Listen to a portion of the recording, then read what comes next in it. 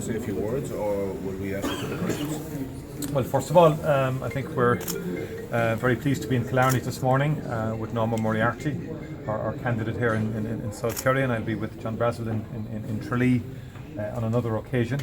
I think we've had a very good morning so far. I think going to St Oliver's and Ballykasheen in the education system, the diverse needs that school caters for, the wonderful happy atmosphere in that school, reminding us of the constant need to invest in education, to ensure that children are properly resourced, because that's the bedrock in terms of a future society that's economically vibrant but also decent and fair. And it was interesting, the children articulating their proclamation, the principal got them to write the proclamation, and issues like housing, issues like a fair health service, environmental issues, their awareness of the climate change issue and COP, and all of that was very impressive, but also I think very instructive for politicians as well, that the young people in this society and young children in the sixth class care about the kind of society that we have, and that's a central message that we're putting across as well about fairness and decency in society, and that relates to our health service,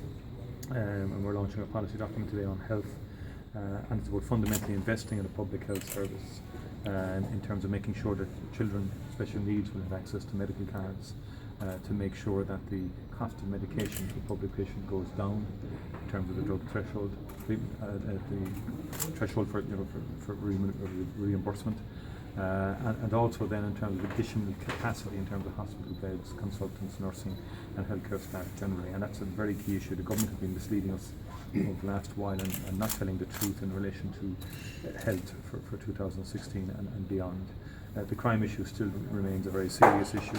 There's a very serious policy issue that has emerged in this campaign, i.e. the retention of the Special Criminal Court to deal with the very serious organised crime that we witnessed and have witnessed in Dublin in recent days, the appalling murders, the nature of those murders, the heavy weaponry used in public areas, in the hotel, endangering everybody, and also wearing guard uniforms. The line has been crossed, and thankfully in 2009 we did bring in legislation to extend the scope and remit of the Special Criminal Court to deal with organised crime, and it's untenable for any political party to suggest that we should abolish the Special Criminal Court and still be in a position as a society to deal with these crime lords.